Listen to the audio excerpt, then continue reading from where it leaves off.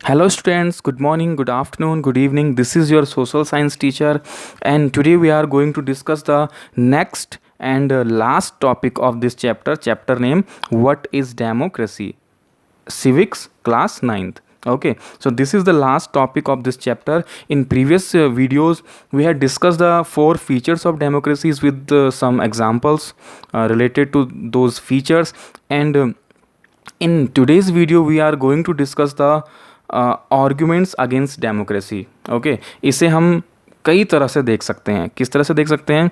इसको हम कह सकते हैं आर्ग्यूमेंट्स अगेंस्ट यानी कि डेमोक्रेसी के अगेंस्ट जो आर्गुमेंट्स हैं, यानी कि इसको डिसएडवांटेजेस भी कहा जा सकता है, डीमेरिट्स भी हम कह सकते हैं। क्वेश्चन कुछ भी आपके पास आ सकता है, just explain the arguments against democracy, what are the arguments against democracy, what are the disadvantages of democracy, what are the demerits of democracy. तो आपने ये पॉइंट्स उसमें लिखने होंगे। और दूसरा है आर्गुमेंट्स फॉर डेमोक्रेसी, यानी कि ये फेवर में है, ये इसके अपोजिट हैं इसके आर्गुमेंट्स, यानी कि डिसएडवांटेज हैं, और ये जो है आर्गुमेंट्स फॉर डेमोक्रेसी इसके फेवर में है, यानी कि एडवांटेजेस हैं, मेरिट्स हैं। क्वेश्चन ये हो सकता है, just right the arguments for democracy, arguments in favour democracy, arguments and advantages of democracy and merits of democracy. Okay, तो आपने पॉइंट्स लिखने हैं, तो आज हम इनको डिस्कस करने वाले हैं। फर्स्ट पॉइंट इसमें आता है, डेमोक्रेसी का जो सबसे पहला डिसएडवांटेज या डीमेरिट है वो ये है, leaders keep changing in democracy. Democracy में क्योंकि आपको पता है कि इसमें एक स्पेसिफिक टाइम के बाद, यानी कि 5 ईयर 6 ईयर जो भी जिस भी कंट्री का हो, एक स्पेसिफिक टाइम के बाद लीडर्स चेंज होते रहते हैं।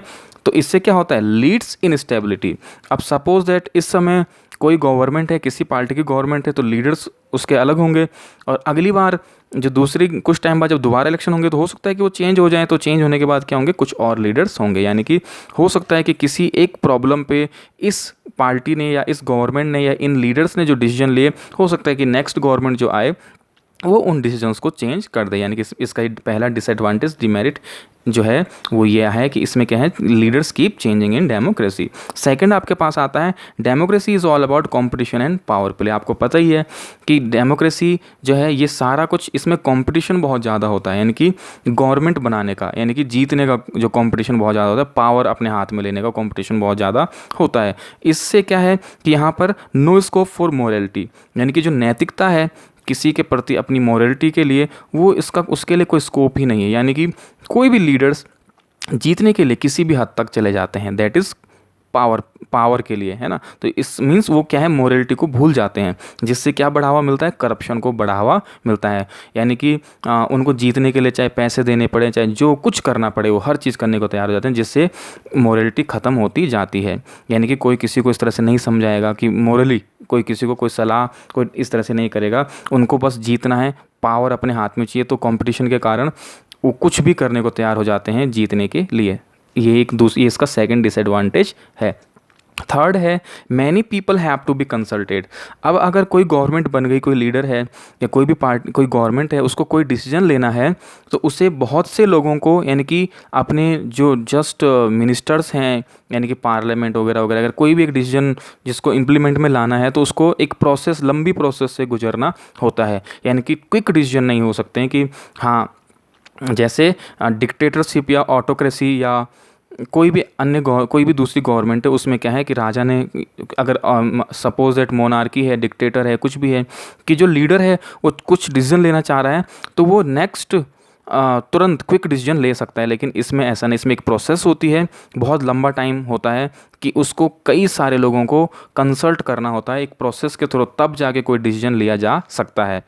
इट लीड्स टू डिले, जिससे क्या होता है? डिले, यानी कि कोई भी डिसीजन तुरंत नहीं लिया जा सकता, इसमें एक टाइम लगता है, एक डिले इसमें हो जाता है। ये इसका डिसएडवांटेज भी है, लेकिन इसे हम अभी एडवांटेज के तौर पे भी यहाँ पर देखने वाले हैं।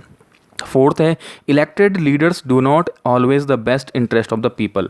जो हमारे इलेक्टेड लीडर्स होते हैं, सपोज दैट हमारा जो एक जो कॉन्स्टिट्यूंसी जो है हमारी, वहाँ से कोई लीडर हम जो चूज़ करके भेजना चाह रहे हैं, कि उसके बारे में पता नहीं होता है कि वो किस बैकग्राउंड का है, क्या पता वो रिच बैकग्राउंड का है, लेकिन पार्टी से टिकट लेके पार्टी बेसिस पे वो चुनाव जीतता है, और चुनाव लड़ता है और जीत भी जाता है। तो हो सकता है कि अगर वो एक रिच बैकग्राउंड से, एक अच्छे खासे वेल सेटल्ड बैकग्राउंड से है, तो हो सकता है कि उसको गरीब लोग, मज़दूर लोग, जो गरीब लोग होते हैं, उनके क्या प्रॉब्लम्स हैं, ये पता ना हो, इससे क्या होता है, लीड्स टू बैड डिसीजन। हो सकता है कि वो उस तरह के डिसीजन ना ले पाए कि जो किसानों को, गरीब लोगों को, मजदूर लोगों को हेल्प कर सके, क्योंकि वो हो सकता है एक अच्छी बैकग्राउंड से है तो उसको इस चीज़ के बारे में मालूम ना हो, तो ऐसा हो सकता है। फिफ्थ है democracy leads to corruption due to electoral competition. ये हम अभी डिस्कस कर चुके हैं कि इसमें कंपटीशन के होने के कारण करप्शन बढ़ने के चांसेस ज़्यादा होते हैं, क्योंकि लोगों को कंपटीशन की जीतने के लिए वो कुछ भी कर सकते हैं, तो करप्शन उसको बढ़ावा मिलता है। ये डिसएडवांटेजेस चल रहे हैं। Ordinary people don't know what is good for them.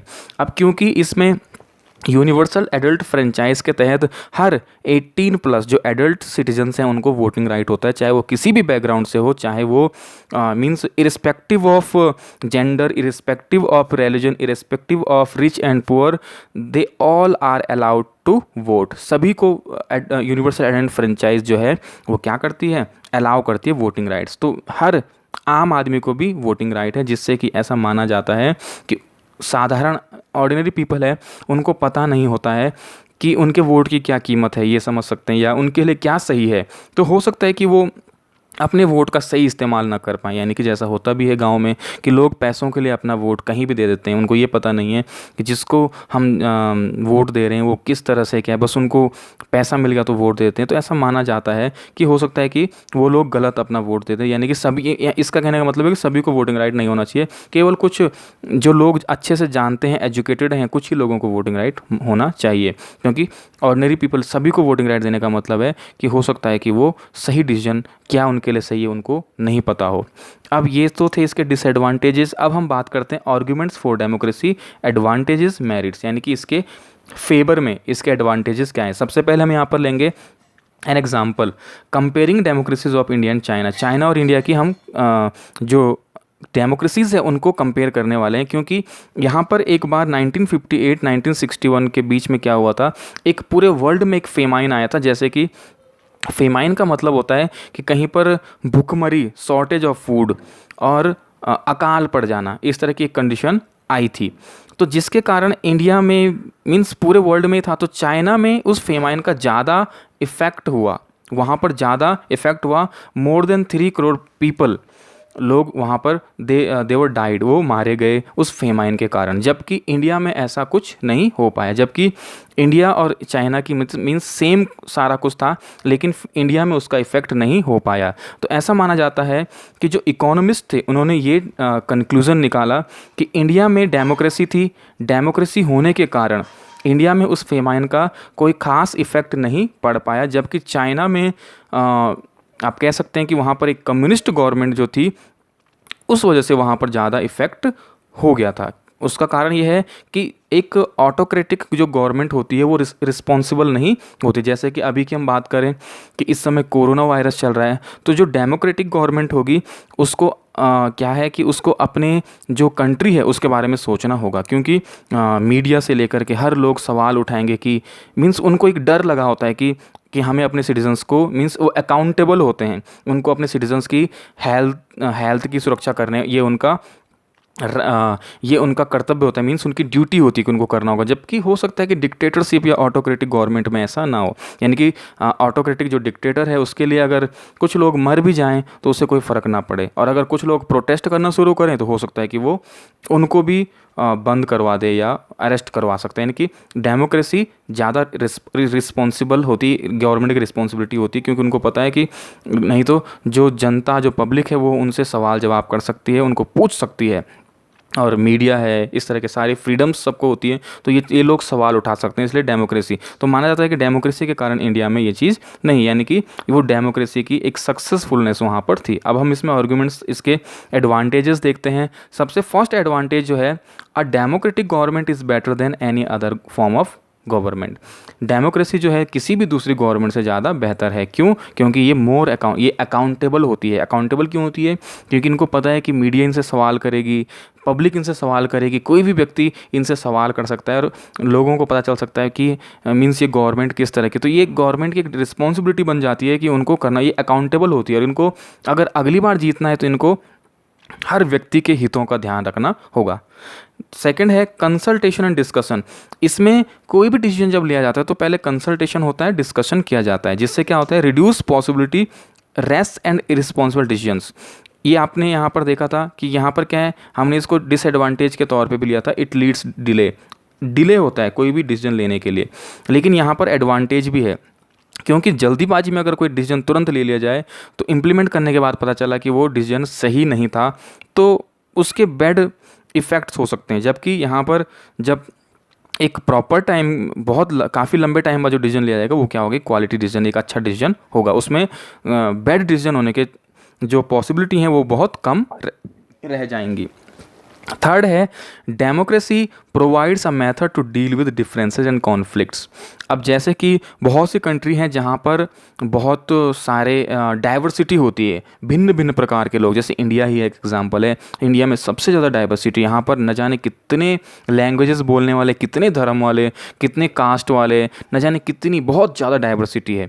तो अगर यहाँ पर डिक्टेटरशिप या ऑटोक्रेटिक गवर्नमेंट हो तो वो यहाँ पर अच्छे से डील नहीं कर पाएगी, क्योंकि डेमोक्रेसी जो है इसमें सेक्युलरिज्म होता है, तो इसमें सभी धर्मों को, सभी को समान मीन्स इक्वल ट्रीट किया जाता है। किसी भी एक रिलीजन, एक लैंग्वेज को प्रीफर नहीं किया जाता है। तो इसलिए जहाँ पर डिफरेंसेस और कॉन्फ्लिक्ट्स होते हैं वहाँ पर डेमोक्रेसी ही डील कर सकती है। अगर यहाँ पर कोई दूसरी गवर्नमेंट हो तो वो डील नहीं कर सकती है, लोगों में कॉन्फ्लिक्ट्स, लड़ाई झगड़े हो सकते हैं अगर डाइवर्सिटी ज़्यादा है।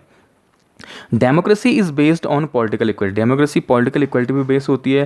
पोरेस्ट एंड लीस्ट एजुकेटेड, जो गरीब व्यक्ति है और कम पढ़ा लिखा व्यक्ति है, हैव द सेम स्टेटस, उसका भी सेम स्टेटस होता है as the rich and educated, जितना कि एक रिच का है और एक एजुकेटेड का है। यहाँ पर ऐसा नहीं है कि किसी को जो पढ़ा लिखा है उसको ज़्यादा प्रीफर किया जाए, ज़्यादा उसको वोटिंग हो या कुछ भी इस तरह से, और जो अमीर है और जो गरीब है और कम पढ़ा लिखा है, नहीं, यहाँ पर सभी को इक्वली ट्रीट किया जाता है।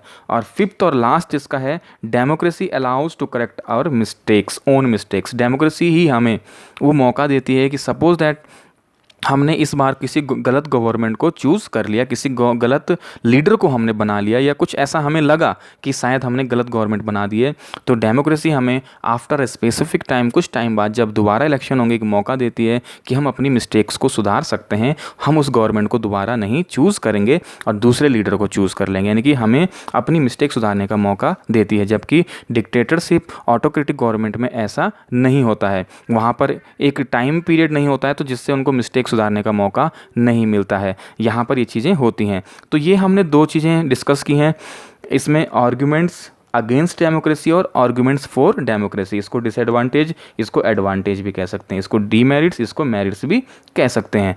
तो इसी के साथ this was the last lecture of this chapter and this chapter has been completed. Okay, thank you.